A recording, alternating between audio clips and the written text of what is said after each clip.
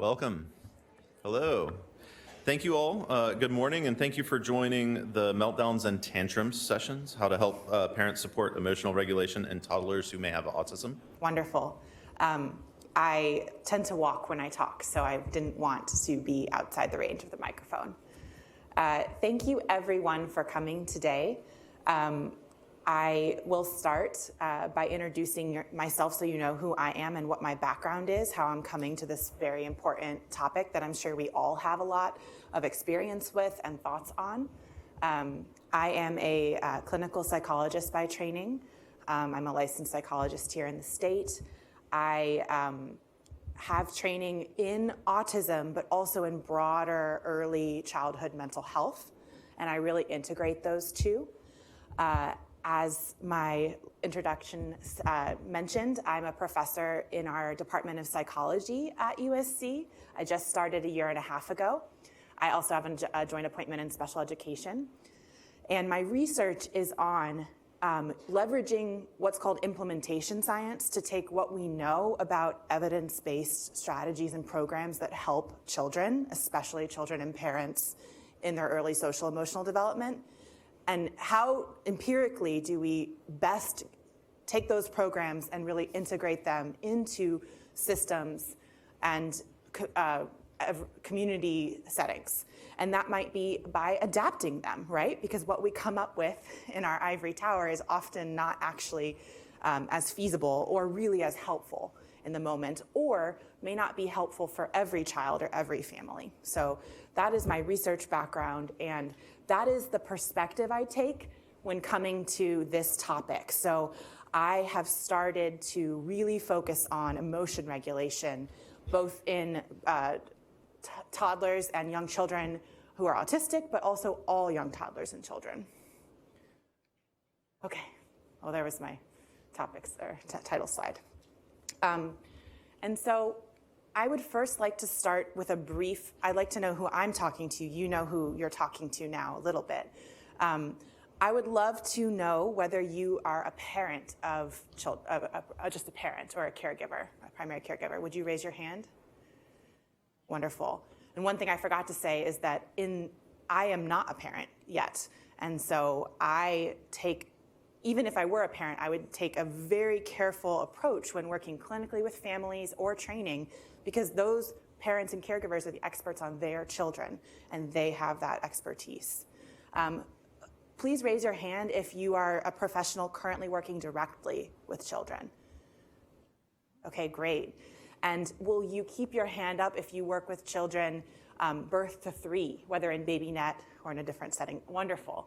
I'm starting to partner with BabyNet to try to offer trainings, and I love Part C and BabyNet as a system, especially because I focus on helping parents feel supported. But I think some of these lessons can also extend to the school, these principles can extend to the school system too. And then I want to know a little bit about your training background. Could I see who is an early interventionist in the system?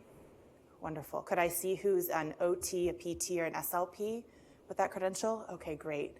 And then are there any of you in leadership or policy positions where you're making decisions? Okay. Anyone I forgot in terms of your background that you would like to shout out? No pressure. Intake coordinator too. So coordination of all the services, that first contact with families. Yes. All right. So these are the formal learning objectives I put into the program. For you all today, I want to say that I am going to be talking about 2 sets of evidence-based strategies. Both of them come from both behavioral and developmental perspectives. So I hope we can come away with an understanding of that. One set of strategies, these naturalistic developmental behavioral interventions, or NDBIs, have traditionally focused mostly on improving social and communication abilities in young kids. But I'm also going to introduce some strategies that are more traditionally focused on directly helping those tantrums and meltdowns. And if we're talking about children with social communication delays who may have autism, I think we should think about both types of strategies together, because sometimes the traditional way you might handle in a period of emotion dysregulation may not feel like it's working, right? And then I hope you'll come away with several concrete strategies that you can begin to use. That being said, this is just an hour, and I have a lot of resources I can recommend for further learning too, because this is a thorny, challenging topic that's often the most important and stressful thing for a provider or a family or a caregiver in wanting to make sure their child is feeling safe and calm and happy, maybe more than they are at this moment. Okay. So I don't need to tell you all this, but in the first 5 years of life, children are rapidly developing in all domains, right? Their language, their daily living skills, their thinking and learning, but also their social and emotional development. And I could put my psychologist hat on and start thinking about diagnoses, which in some cases it's useful to think about this early, for sure. But I also want today to come to you from the perspective we all take, which is all children are developing rapidly, and there are lots of varied paths that are all, there's a whole range of variability that's very okay. And maybe we can't put a diagnostic label on something, or maybe we don't want to yet. We just want to support this child where they are needing support and honor their strengths. And so as early as 1, 2, we can start to see that some children might have delayed development.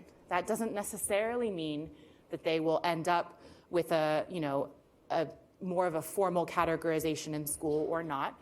But early intervention is really crucial, especially in the first 3 years, to supporting a child where they're at. And I want to talk specifically about children who have delays in social communication and or in emotion regulation. And so, just so that we're on the same page, social communication is the use of words, vocalizations or babble, gestures, like I'm doing wildly right now as I talk, eye contact, facial expressions, and even play actions for the purpose of interacting with others. A child, before they have words, can do a lot with all of the ways that they can move their body and interact with others. So that could be to share needs, or just point out something interesting, or learn from others, or to kind of feel close and bonded with someone, right? And social communication challenges are a core feature of autism spectrum disorder, but they need to be combined with other criteria, which I can go into, but for the purposes of this talk, often having a real strong need for sameness, preference for routine, as well as sensory sensitivities or differences. And then there's 2 other features that can sometimes be a part as well, but keep those in mind. Preference for routine, sensory challenges, and then also perhaps some differences or delays in how you use your body and your vocalizations and your words to interact with others. You can also have social communication challenges and not be diagnosed with autism too. So I want you all to think in your caseloads, for those of you who are working with kids right now, there might be a child for whom you're seeing some differences in some of these things. This talk will be useful for those children. Okay, now I also said that it's possible to have delays in emotion regulation. Now, I want to acknowledge and own that there's a reason why we have the phrase terrible twos and three-nager threes, right? Has people heard three-nager threes? Yeah, I like that one. Emotion dysregulation is completely normative in toddlerhood to an extent. So brief, mild, predictable tantrums are common in childhood. They can still be stressful for parents, absolutely. But prolonged dysregulated, meaning they have more aggression, like hitting or biting or throwing objects, and pervasive, meaning they seem to be happening all the time, and I'll add unpredictable. Parents or teachers seem at a loss from where it's coming from. Those tantrums, if they're happening a lot, even by age 2, they are a risk factor for later mental health challenges and a stressor for parents, and sometimes get in the way of that bond, like feeling good together with a child and a family, or get in the way of a child's learning. So I want to point that out, and there are some screeners that we can use, But you can also use your own judgment in trying to help families for whom they are concerned about yelling, screaming, not following directions, things that just feel like they're really stressing the family out. Okay, so given those things, I want to first introduce you to a category of evidence-based intervention that combines a behavioral approach. So the idea that how children learn is by observing kind of what happened in the environment before, like when this happens, I can do this, or observing kind of what happened after. Oh, like when I do this, this happens, right? So understanding of how we all learn incorporates that approach, but also a developmental approach. So the idea that we are working with babies, toddlers, little ones, right? And they have wherever they're at in their development, we honor that and we try to help them grow in a scaffolded way through our relationships and through play. And then, of course, naturalistic means that these interventions should be occurring in everyday life. So in daycares, in school, during home visits at home, during play, really. Play is a toddler's work in many ways. Okay, so these interventions have a good amount of evidence at this point, this is my researcher hat on for you all, that they are effective at improving those social communication challenges for children who are 3 to 6 years and already have a diagnosis, and children who are 14 months to 4 years. I just say 14 because that's the youngest age of a sample in a research study that I was finding. But that have social communication delays or a high likelihood of autism because they have an older sibling. There's a wonderful book, and there's also a ton of name brand packages that count as NDBI. So you see the alphabet soup here. You see pivotal response training or early start Denver model, Jasper, Project Impact. There's also another one called RIT that's not on here. These are big packages. They require a lot of training. And the thing that got me into this work, I was an intern at Duke at the time doing autism diagnostic assessments as part of my clinical training. And I wanted to help families so much, and as an assessor, you give a list of recommendations, you try to talk through the feedback, but there was nothing that I knew that used these techniques that I could refer to. And I just thought that's just not right, that there are things we know could be helpful that are not, at least by name or name brand, available to children. And that's why I study what I do, which is how to equitably increase access for them. Okay. Now, that being said, they're name brand packages, right? But the reason they're grouped into this, the reason they're grouped into this group called NDBIs is because they all share some common features. And I would bet that many of you are using some of these common features or strategies already with your children. And I'm going to make the argument that even though this talk is about tantrums and meltdowns, using some of these strategies at a particular point in time, I'll kind of outline my recommendations, is really, really helpful, especially for kids who might have autism in overall addressing that emotion dysregulation. Okay, I wanted to give you an idea of how these look in how they are embedded in play. And I know I talked about NDBIs last year at this conference, so I apologize if anyone is getting a repeat. But I want to talk you through what 5 minutes of an NDBI session might look like. And I want you all to think about how maybe you're already doing some of these things and how maybe you might not think of having done a few others, okay? So the situation is a family hanging out at home. There's this child, let's call him Junior, has two parents that are both happen to be on the floor playing with him. We'll start just with mom for now.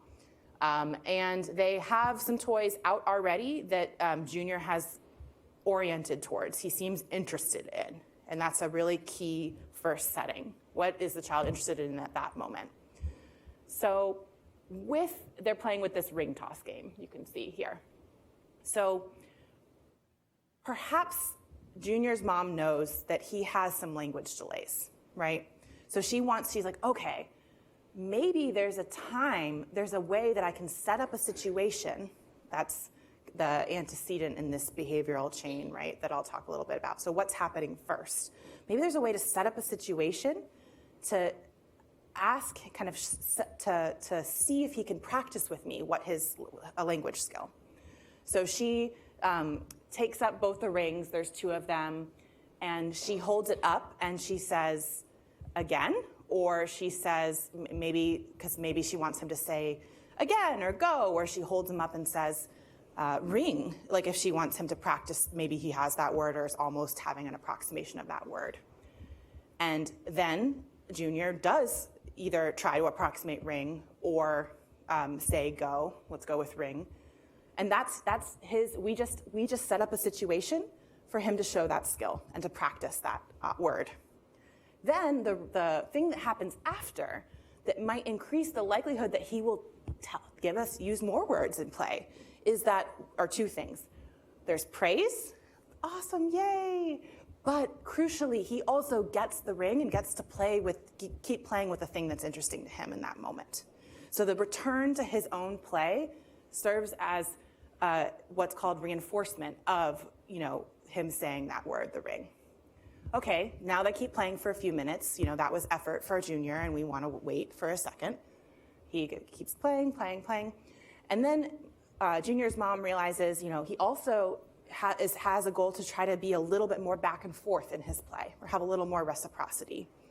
So let's think, in the ring toss, how can I make kind of a fun back and forth setting that sets up the situation, right, the antecedent that he can kind of go back and forth with me.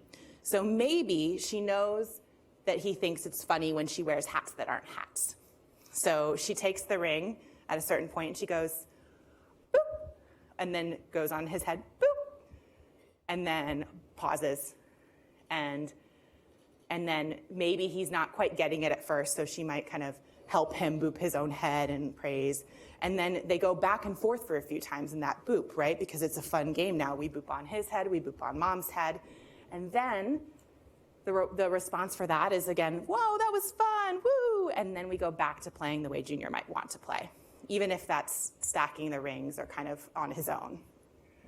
Then Dad joins, and this is like 4 minutes so far of play. Dad joins, and maybe they want to work on the goal of imitating more, because imitation's a really nice way to build that reciprocity. So Dad sets up the situation. He gathers up the rings again, and he decides, since they've been tossing the rings, maybe, he starts imitating the toss and kind of getting Junior interested because he's doing the exact same things with the ring. Then he says, now we roll, and gives Junior a ring. And we'll see if Junior will roll. Same idea. So in this way, this should feel like play to Junior.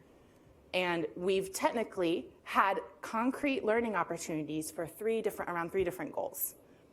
But it's because we've been careful about kind of setting up the situation and pausing and waiting for Junior to show us something that we think, knowing Junior, he is almost able to do or is practicing doing.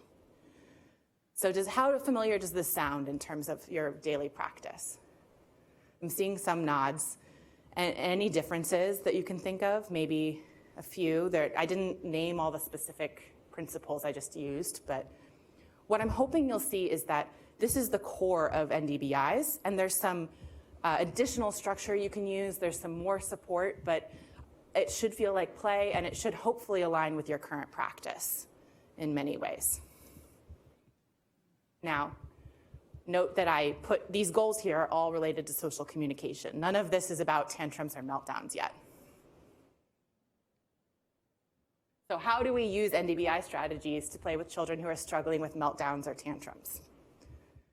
They get in the way, right? It's hard to play like that if a child gets dysregulated or is done and needs a break, or you're not sure why there might have been a tantrum at that moment.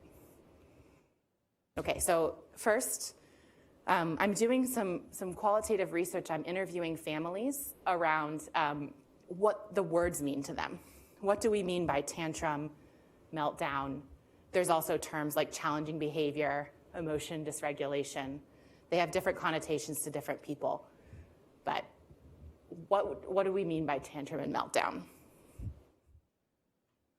So we mean, some families take tantrum to mean, and this is not like a textbook definition, this is something that I'm kind of exploring as to how these words are really used in daily life. Tantrum to mean that what happened beforehand was the child didn't get what they wanted, and maybe they scream and kind of cry, and maybe it takes a few minutes, and they either calm down or get distracted with something else. So those are the behaviors I just said, were kind of screaming or crying, and that it happens a few minutes.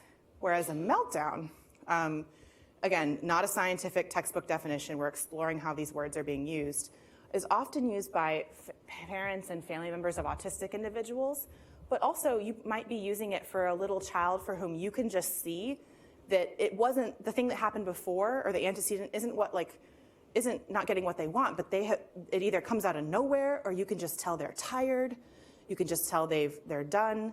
And so those meltdowns are often preceded by that kind of potential experience, and also may be longer. There may be more aggression in there if a child's really, just needing, doesn't have any regulation abilities left for the moment in that time. But no matter what it is, and I say tantrums here, but I mean tantrums and meltdowns. So no matter what it is telling us something. Have you heard that phrase, like behavior is a type of communication, right? It's not the behavior itself, like they're crying, it's what are they showing us when they cry? Like, what are they trying to communicate to us? So there's lots of potential whys for a tantrum or a meltdown. And I think I'll just go ahead and say, so wanting something, not wanting something, fatigue. Any others that you can think of?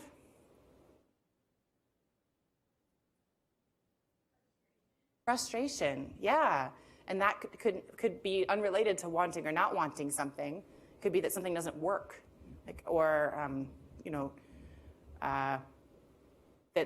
that mom's not understanding them. Mm-hmm. So that's another one. Any others? Separation. So becoming, melting down just because it's too overwhelming that mom or dad or grandma is not there anymore. And it's more of a feeling of fear and anxiety in that moment. Yeah, what else? Yes, so, mom is a really awesome, wonderful person that you love, and she's been, on her phone or doing other things for a while, and, you've, kind of tried to babble at her, but, she didn't hear you for whatever reason, and at a certain point, you just would love to have her attention, right? Or it could be that over time, you go straight to the tantrum or straight to the meltdown, right? Depending on what's been happening over time. But that's kind of how it developed, right? It was like, we love our mom's attention, we don't know how to get it. I'm trying this, I'm trying that, and I've lost it. And then I end up getting her attention at that moment. Any others? Sensory overload. So back to autism. If autism is potentially in the picture for this child, maybe you don't know, maybe you're waiting on a diagnostic evaluation because those wait lists are so long, or you already know, or maybe they're not on the spectrum and you are noticing some sensory differences. It doesn't really matter what the label is if that is what's happened. So perhaps you've looked at it over time and it's more about the shirt that he just got put in and the tag in that shirt, or the fact that you have to clean your child, and that involves water. And if a child's not a fan of water and that's been a consistent pattern, then that might be related as well. Others? Fear, absolutely. It's so important to know the why in this. We can't just take it like, oh, there's crying happening or there's hitting happening, because what if it is fear? What if it is, a situation that we need to do even more to change the situation so that that child is not scared, right, than what I'm talking about. These are great. So I could talk a long time about how to help parents feel more supported themselves, more calm in the moment, and support their children to calm down in a predictable way that they feel safe. I'm gonna start with these two main things because they matter so much, and I have resources and can answer questions about the rest. It's also incredibly individual, because the first job for you, or to hopefully you can kind of help a parent start to think this way, is in this particular reason or in general, most children have several whys. What's the why? What's the communication here? Because then what we do depends on that. And it also helps you as a parent, I think, build some empathy for your child too, to know about why it might be happening. And believe me, even like I said, I'm not a parent, but I've done a lot of family therapy around meltdowns and dysregulation, and for children of all ages. And when a child is screaming, your own response goes up in the moment, and that can be really hard for you and also make it harder for your child. Okay, and then I'm also going to talk, especially from the lens of potential autism, about some prevention strategies that could be useful to try that maybe aren't what you would typically have tried, that basically meet the child's needs ahead of time. Okay, so figuring out the why. If any of you have had kind of behavioral training, you might have heard of this as a functional behavior analysis. You don't need to do a full formal functional behavior analysis. What you really need to do is talk with the parent about what happened right before, and I say the behavior, I mean the meltdown or the crying or whatever is happening, right? How can we understand the why? Because it's often about what happened right before. And also what happened right before other times in the past. So sometimes as you all know, like centering on one example can be really helpful, but then you also kind of want to see if there's a pattern. So I like to start with one and then the pattern. And then also, what happened right after? Right after. And sometimes to get the parent, you can kind of have them do a narration for you. And then what? And then what? And then what? Oh, before that, you're now in the kitchen. Did you get up at that point? Just kind of as if you're trying to watch it like a fly on the wall. And asking about the before and the after, you could ask them to take data in like a formal behavioral way, or you could ask them through an interview like this. It depends on what you'd like. So behavior, like anything we do, so I'm gonna take a drink of water.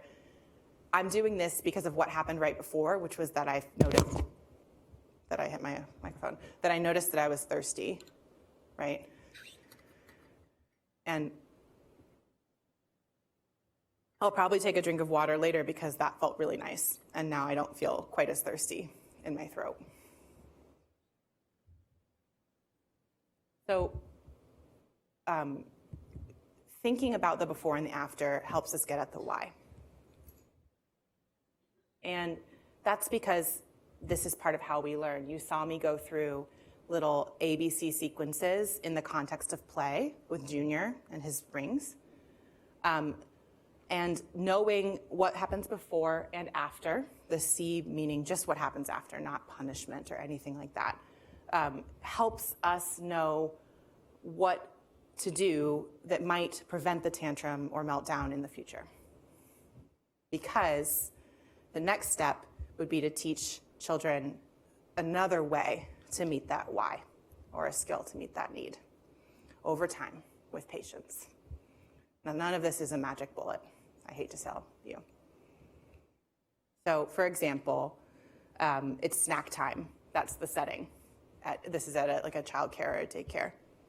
And the behavior that might be there is reaching for a snack. And the response to that reach, especially if we're talking about a young child who didn't grab, and reaching is kind of the most advanced behavior right now they have, then they get to enjoy that snack. That's the response, right? Is that enjoyment of the snack, the getting, the thing that they wanted. But for example, for Ruby here, maybe her typical snack time was delayed because of the family schedule for that day, or an early pickup for another brother at school. And she begins to yell and scream in the car. And for most parents, that is the first part of the narrative, the yelling and the screaming, right? Because that's when they start paying attention. But I'm telling you the before in order, but it might be something you go back and ask about. And then when she began to kick the seat in front of her, Ruby's father passed her a chocolate granola bar from his bag. So what happened before the tantrum was that routine change. And what happened after the tantrum was, after a specific kind of escalation of a behavior, the why of her tantrum, which I think we realized was to get the snack, was met. Okay, so I like to think about these common whys as a menu in my head, because maybe just asking the parent what happened before isn't going to be fully helpful. So to try to get something they want, and that could be a physical item or attention from a parent, to try to avoid or escape something like a task. And then maybe 3 that you don't often think about, but especially for autistic children or children who might be autistic, or with language delays, the inability to communicate, sensory overstimulation, or fatigue, or hunger. I guess I added that. The 2, 3, and 4 are really more unique to a child who might be on the spectrum, but can also happen for all children. So I encourage you to think of your expanded menu this way. That doesn't mean that all children, just because the autism is suspected, it doesn't mean that every time they have a meltdown, it's for sensory reasons, right? It's really unique to what's going on for them.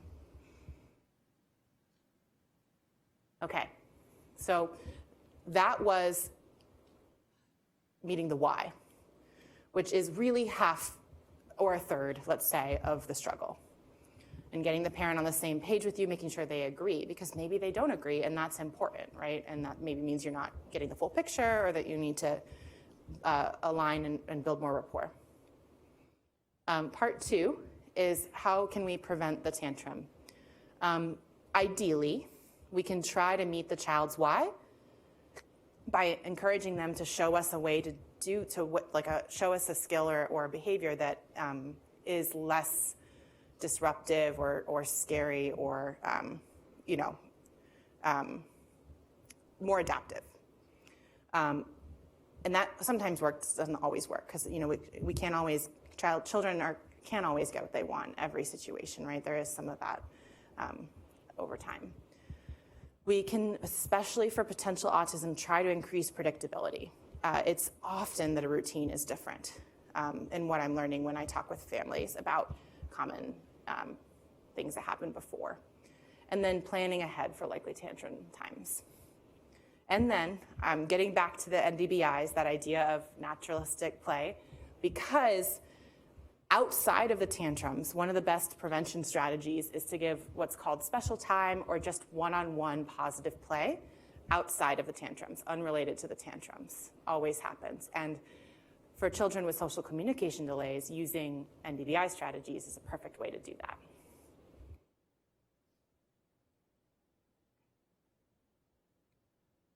So, trying to meet the child's why, depending on what it is. So if the why is to try to get something that they want, you might head that off or start practicing by offering 2 acceptable choices, or forced choice, so that they are still feeling like they are getting something that they want, at least more than the other choice. This happens often with snack. So you if given the free choice, they might choose the chocolate bar, but you want to offer like the chocolate granola bar or the apple. If the distress is happening because they're about to do something that's not preferred, which, believe me, I have things I'm about to do that are not preferred as well. Often knowing ahead of time that I can get through it, that it is happening, but then afterwards this other good thing is happening can be helpful. And the same can be true even for young toddlers. And you can use what's called a first-then board visually to help with that idea that there's a future after the thing that's not that fun.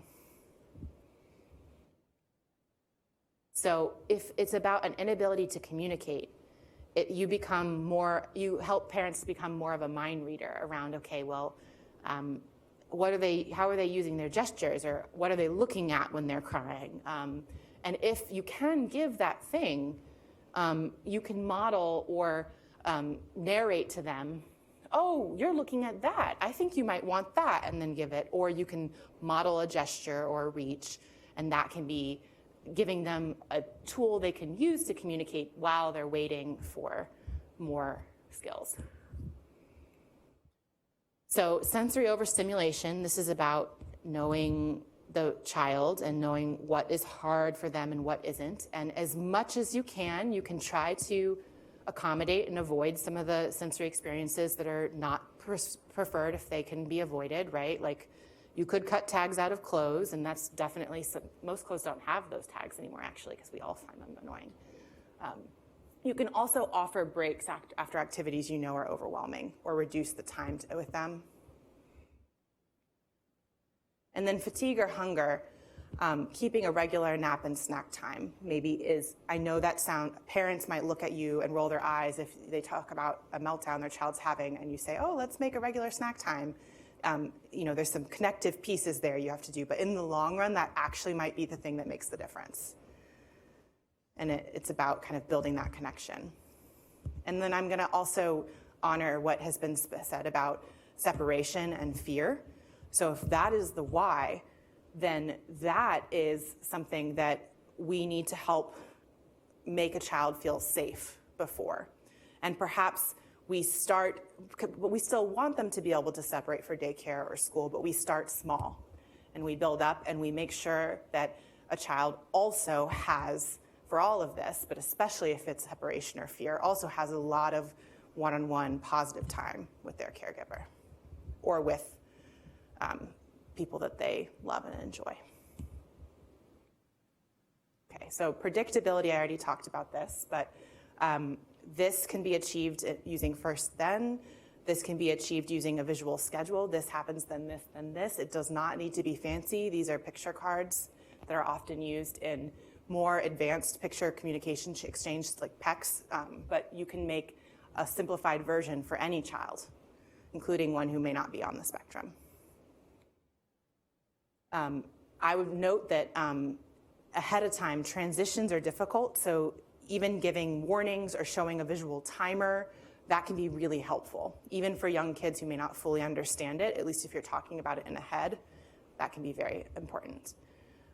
If there's a way to make the environment more predictable, or rules and boundaries more predictable, so a child knows, I really never can have the thing on the counter, right? Like that can just be kind of a consistent rule across everyone, across people.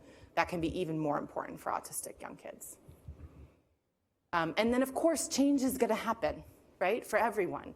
So when we do know that there's change, you can introduce it in advance with what's called a social story, which is like a book that you can create and read to a child in advance about a new thing that's gonna happen, or visuals like this. Okay, so then helping a parent plan ahead for those likely tantrum times or early warning signs can be helpful too. And they'll be different by each child. It might be certain hard days or hard situations, so you plan ahead to add some distraction to it, right? Like make sure a child has like some cool, some good toys for that car ride that's distressing because they have to be in the car seat, right? Or offer two choices, breaking things up into chunks, and then showing, when I say right, I just mean a more helpful, calm way of communicating a need as opposed to by screaming or yelling.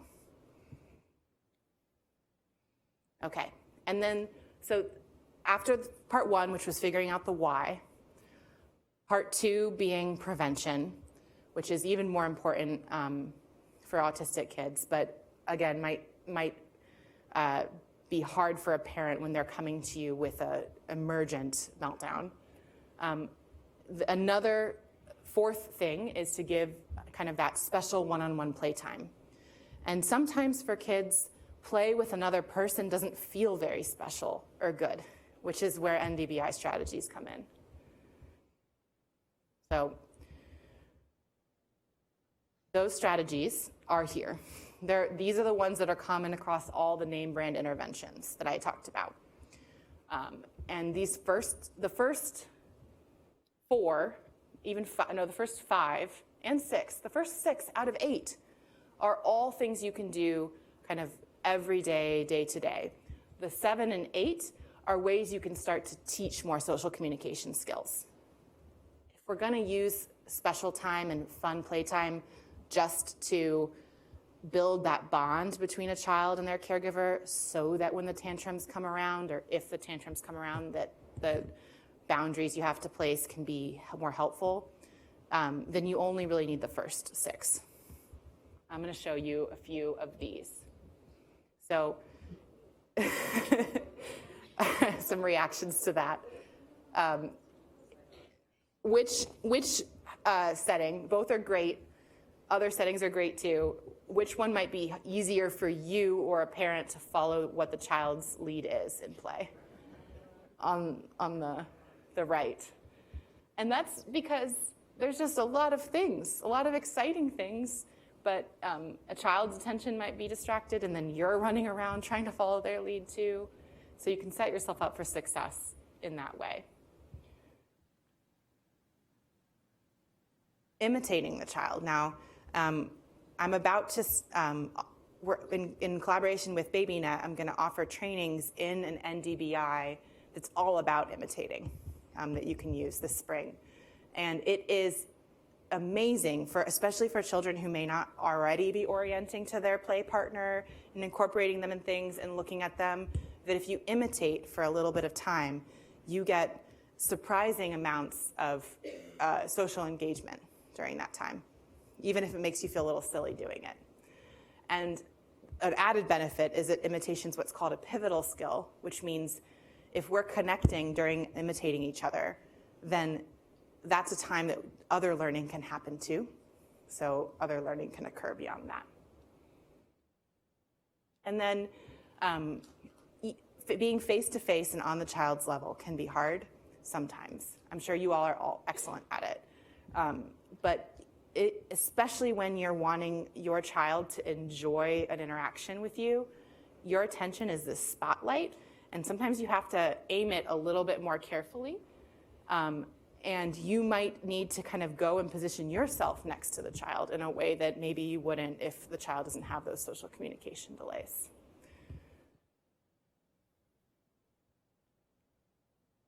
Okay, so I'm gonna end here and with this takeaway and show you a few resources, and then I'll have time for questions. Yeah,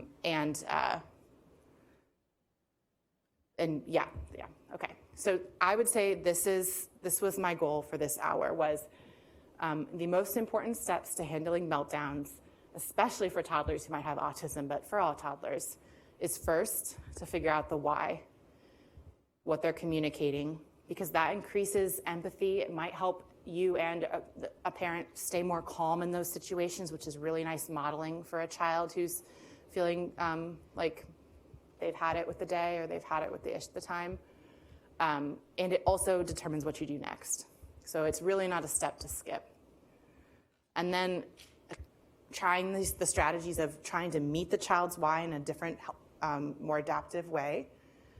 Trying to increase the predictability of the day. And then planning ahead for any times that you know a child is gonna have a hard time but needs to go through that thing. And then this is the area that I'm doing research on. So I'm trying to knit these two things together, tantrums and meltdowns, and in the context of autism and toddlerhood. And so this is my best recommendation right now, but we're still doing research to better understand how to help children. We do know that if across all children, if we can increase that positive time outside the tantrums, that is so helpful. And we just want to make sure that positive play is as engaging as possible, even if a child might be preferring to play by themselves or a parent's having a hard time feeling connected in that moment.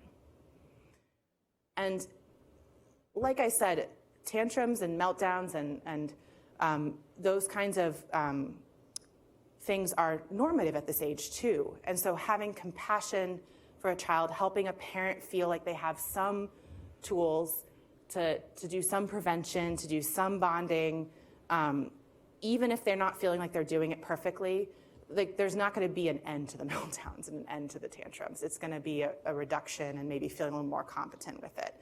But doing that helps set a child up for better mental health in their future years when they get into places where melting down might put them in danger if they are feeling out of control of their body and haven't been supported to help calm down in a safe way.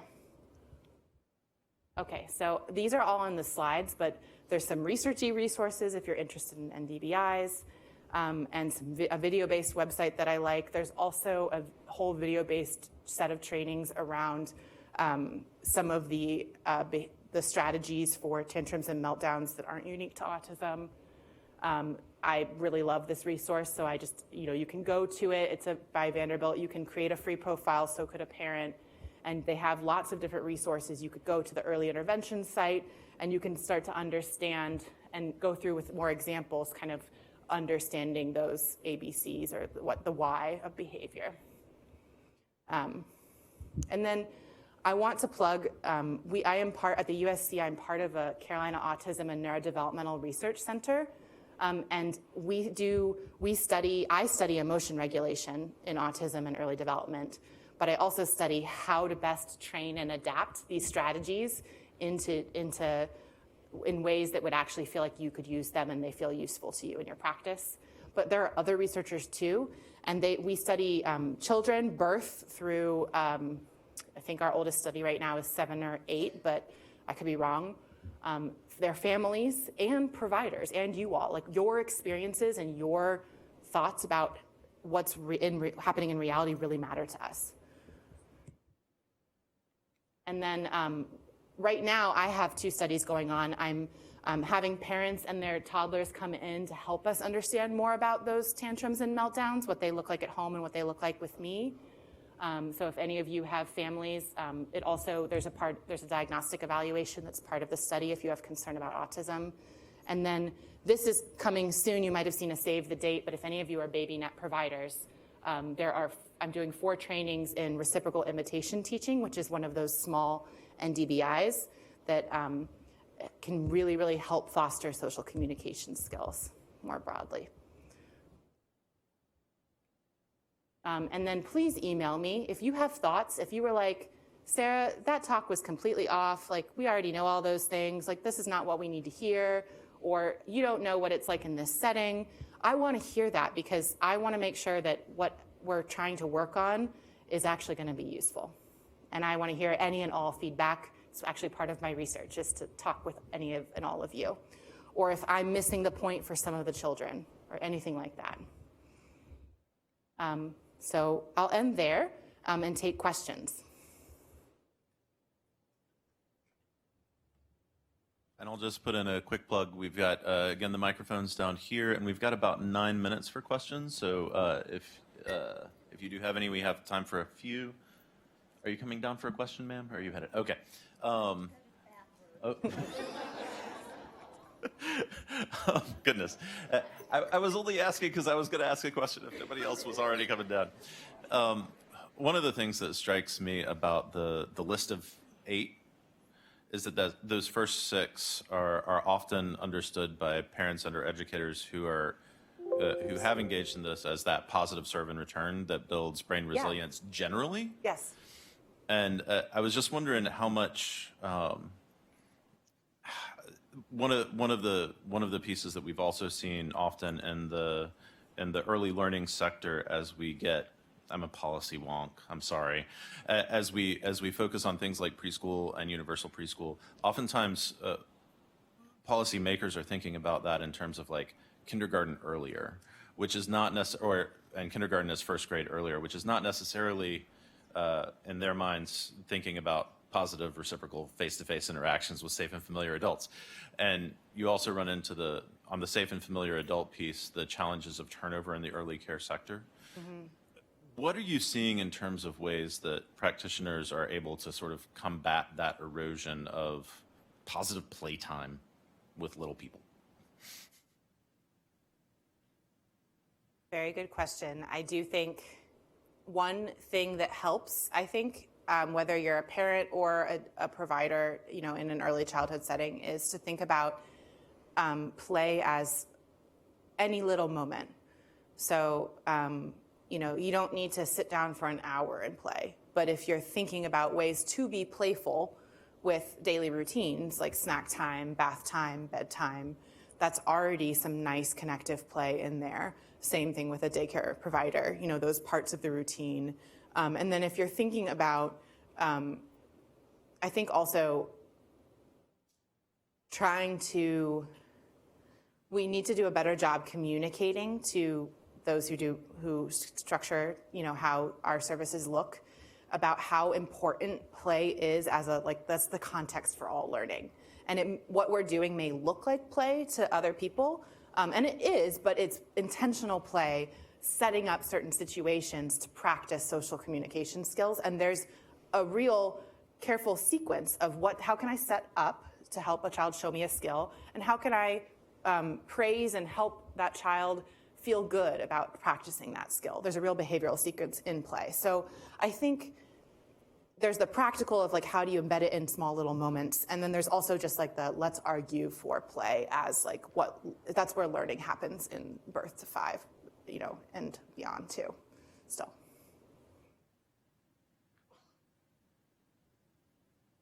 And while you all are thinking about questions, I do want to acknowledge, so what do you do if a provider or if a parent comes to you and says, no, right now this meltdown is so overwhelming, how can I handle it? So first thing would be trying to keep calm as a parent and as a provider, which is so much easier said than done. Sometimes getting the why has that effect. The next thing would be, because these are things for you to make a plan to do better for next time, but in the moment, calm. Then especially with a young child, no matter the why, especially if the why is more fear, separation, meltdown, misunderstanding, inability, you can still comfort a child without giving them the same amount of attention that they want or the thing that they want. And they need your help regulating when they're that young. So what comforting a child looks like, whether you're a teacher or a parent, will look different. But it's that stay calm, try to comfort the child without ending up kind of giving them what they might have wanted in that exact way. And then start to think about, what am I noticing about how long it takes my child to calm down, or if there's any distraction that doesn't relate to the reason why they were melting down that helps. So that would be my 3-step would be try to stay calm, try to hold and comfort without meeting the demand, and then try to distract and move on. Because with this young age, sometimes it is about reattaching with something interesting to them or reattaching with something fun, as long as it maybe wasn't the thing that they were crying to get, if that was the why of the tantrum. Other questions?